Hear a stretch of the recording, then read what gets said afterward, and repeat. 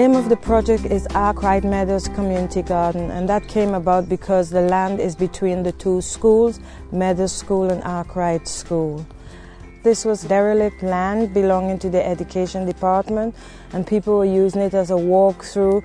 You name it, they were dumping it here. And living so close to it, we thought, well, we need to do something. But it was a headmaster from the Arkwright School that came up with the idea to ask the residents what they would like to have done with the land. So we had a meeting, and then we had consultation with the people who live around this site, and they came up with, let's have a community garden. The hard work started then because we had to find funding to redevelop the site. So when that funding comes in, it was a godsend. It was an answer to a lot of the prayers. We do have every age range here, from, as you've seen, the nursery up to secondary schools, and then youth groups, and then we have local community members who are on the mini plots, and they range from all different countries. What's grown here is based on every group that could use it, like from the tropical theme, the Caribbean theme, and the Pakistani theme through the planting and the herbs. Right there is like all the cucumbers. Down there's a banana tree. Tomatoes, I think, are all down there. Down there, there's some runner peas. There's ginormous pumpkins down there as well. They want to know everything. What's those? What's those? I says, the tomato? Nah, it can't be tomato. They don't like that. They're in the box, or they're, you have the tomato sauce.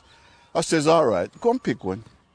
And they pick it, tried it, get one bite, and they're amazed. And you look on the face of not only shock, but it's true. It's gorgeous, because instead of buying it from the shops where it's all frozen and that lot, you can just make it in your own, and then you feel proud because you've made it, as well as it ain't that rubbish because it's your own food. We've had children who nag their parents to buy little greenhouses to grow their own tomatoes in, so they've got these little plastic greenhouses in their backyards, and they tell us each week what they've done to their plants and what have you. I've actually learned not to hurt plants because they're living things, and you should respect them because they are gorgeous and nice, and they keep you alive, so they're really helping you. Getting money from the Big Lottery Fund was really good for us for the next 5 years. We can now build our building blocks to become self-sufficient, and as the money we've asked for tails off, we're going to make our own money, be able to pay our own way, which is what we want to. It's a dragonfly.